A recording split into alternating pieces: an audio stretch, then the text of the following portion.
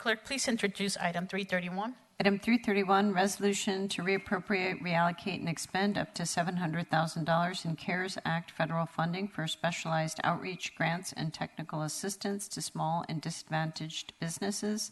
The public comment period for this item is now open.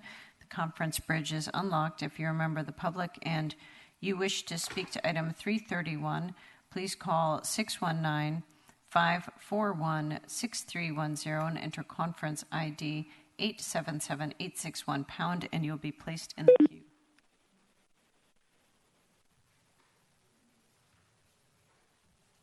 How much time would you need for that presentation? About 8 minutes. Got it.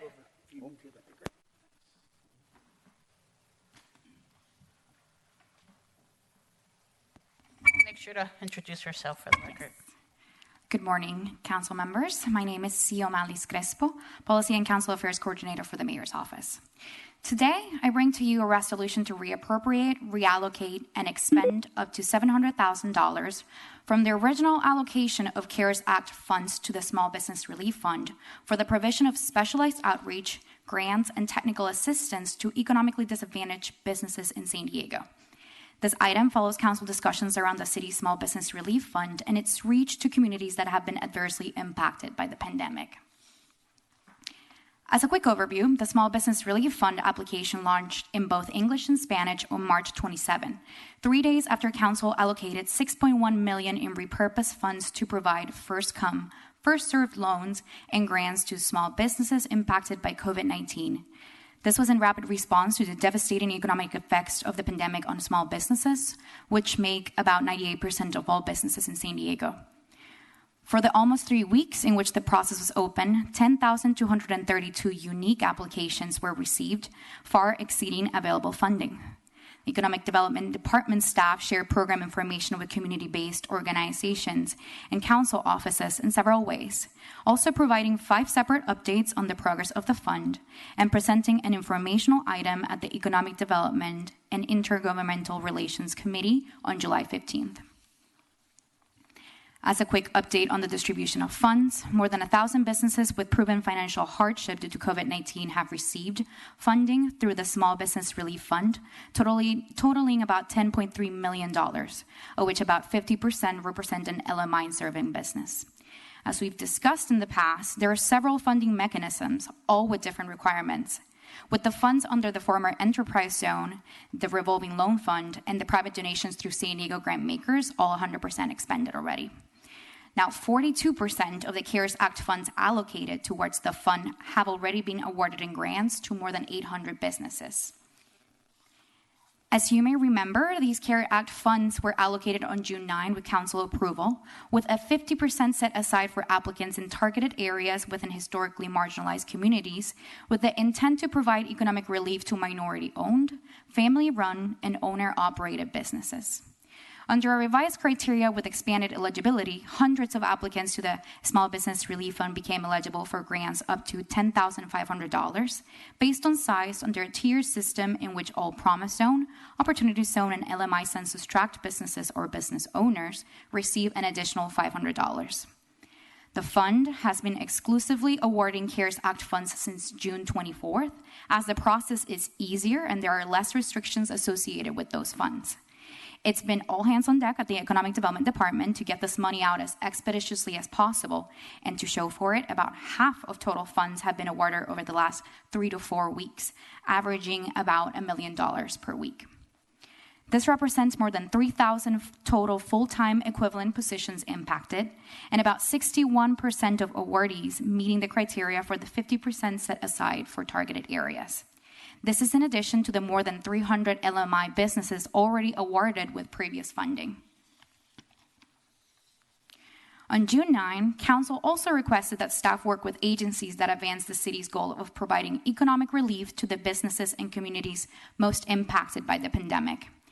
Recognizing that historically disadvantaged communities and businesses have been adversely impacted by the pandemic, the proposed action would allow staff to use up to $700,000 of the $12.8 million previously allocated towards existing applications of the Small Business Relief Fund to enter into negotiations and execute nonprofit agreements for the distribution of grants, outreach, and technical assistance targeted to businesses that have experienced barriers in accessing economic relief and had been disproportionately impacted by the pandemic. Specifically, those located in economically vulnerable and historically underserved communities, such as the Promise Zone, Opportunity Zone, low and moderate income census tracts, and other economic corridors most impacted by COVID-19. To do this, agencies will be chosen based on multiple considerations, including the service provider's relevant experience and demonstrated ability to expeditiously provide the city with the proposed services through existing frameworks, its demonstrated history of working with at-risk and distressed businesses, and its relationship to and connection with economically disadvantaged communities in San Diego. Staff is proposing the allocation of $200,000 to go towards providing specialized outreach and technical assistance to small and economically disadvantaged businesses on the resources and relief opportunities available to them during the pandemic.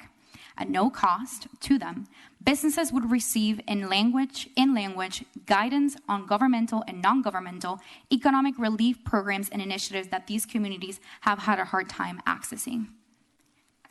The proposed funding allocation will also support $500,000 for the provision of direct grants to economically vulnerable communities.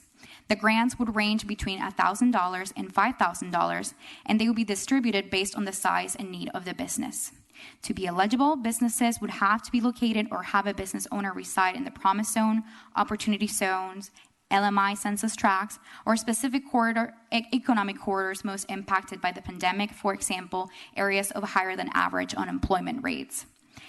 Businesses eligible are also self-employed workers, independent contractors, sole proprietors, and corporations with revenues less than $100,000 would qualify.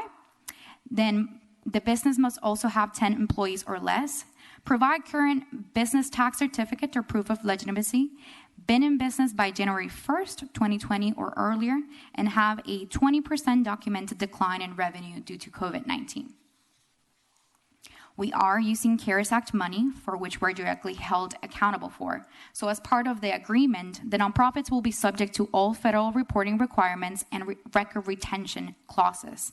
Additionally, the nonprofits will have until November 13, 2020 to expend funds under the agreements or return it to the cities so that they may be reallocated toward another eligible expense if they go unspent.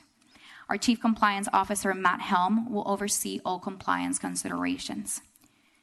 Therefore, today's staff is recommending that Council approve the proposed action to authorize the Chief Financial Officer to appropriate and expend CARES Act Coronavirus Relief Fund funds, not to exceed $700,000 from the General Fund Economic Development Department, from the previously allocated $12.8 million, for the purpose of providing specialized outreach and technical assistance and grants that target economically disadvantaged, at-risk, and distressed businesses. With that, I'll stop for questions. Thank you. Thank you. We will now proceed with public comment. Clerk, please proceed. Yes, we have two speakers. We'll begin with Martha Welch.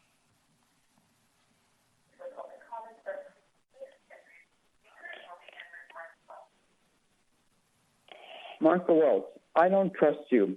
If you have to do financial audits, you haven't done them for years. It'd be easy if you get money out. It'd be easy if you did that.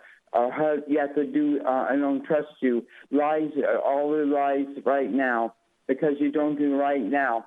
If you don't do that, I don't trust you. I've got lies right now.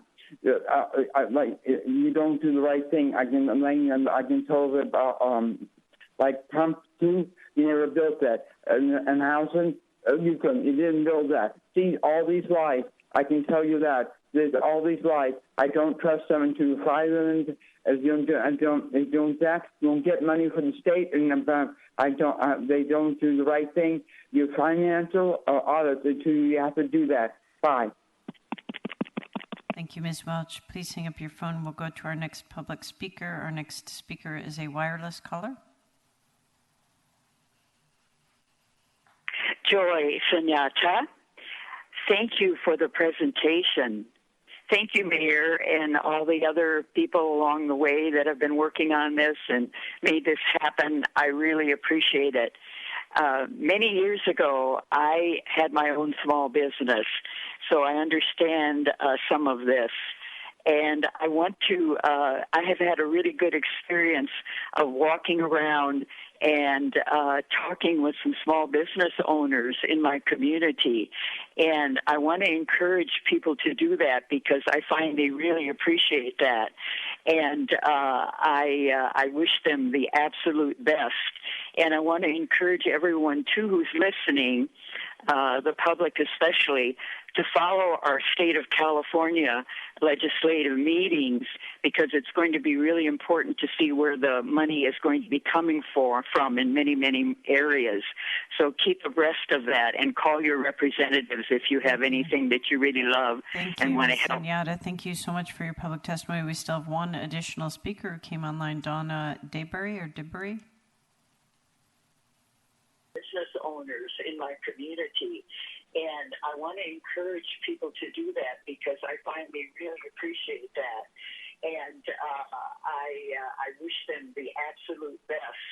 And I want to encourage everyone, too, who's listening, the public especially, to follow our state of California legislative meetings because it's please going listen to to be the really meeting through your phone. where the money is going to be coming from in many, many Hello? areas. Yes, please make your statement. The rest of that and call your representatives if you have anything that you really love and want to help. Thank you so much for your public testimony. If you mute your television, please make your statement. Listen through the phone. Yes, hi. This is Donna DeBerry, President and CEO of the Central San Diego Black Chamber of Commerce. And I just want to say I'm excited about this opportunity and hope that you all unanimously vote for this. When COVID-19 burst into the Hispanic and Black and Asian community, we were absolutely hit the fastest and hardest. And this is a great time to not only flatten the COVID curve, but the economic disparity curve. And by providing financial support to the disproportionate and the economically vulnerable communities and businesses is going to be critical for recovery and for actually revitalization of our communities. And we will continuously, as chambers, provide technical assistance to support these minority-owned businesses, and we will make the most and help make the most of the funding to promote recovery and resilience of these struggling businesses. And so we hope that you will support it. Thank you. Your time has expired. Thank you so much. And with that, that concludes the public testimony on this item. Thank you. We will now move to council member comments, questions, and a motion. We will start with council member Montgomery. Thank you, Council President. Thank you for the presentation. I would like to thank the Mayor's Office and also the Strategic Alliance of Ethnic Chambers, the San Diego Central Black Chamber of Commerce, the Asian Business Association, and the Hispanic Chamber of Commerce, and all of their presidents and members for working so hard on this and staying on top of the city and recognizing the needs of the businesses in the community that were suffering the most. And so I'm excited about moving forward in this. I think that it should be a springboard for how we provide technical assistance to various businesses that may need it. And this, as we know, this pandemic has really just exacerbated the problems that we already had. And so this is us, I believe, if it passes today as a city, acknowledging that and taking a step forward in that. And so I am going to be in full support of this and move staff recommendation. Thank you. Thank you, Councilmember Montgomery. Councilmember Kate. Thank you, Council President, and I also want to thank the Mayor's Office and Councilmember Montgomery for your work on this. When we originally allocated the funding from the CARES Act to the Small Business Relief Funds, many of us on the Council had concerns and wanted to ensure that minority-owned businesses, those who don't speak English as a first language, are able to work with the Strategic Alliance and those organizations that are on the ground talking to these businesses every day to ensure that they have the capability and the ability to apply for this funding because, as was mentioned by one of the speakers, these are businesses that were hit the hardest, they were hit first, and we have to ensure that they have the means and the ability, the resiliency to weather these efforts. So I appreciate all the work that has been done. fully support the item here today and would encourage my colleagues to support it as well too. And I'm happy to second the motion. Thank you. Council President Bertin-Bree. Thank you, Council President. I would like to thank all the organizations who have formed a coalition.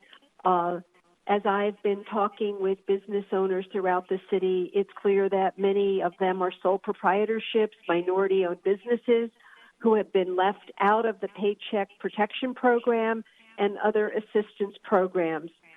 This money is desperately needed for them to be able to continue in business.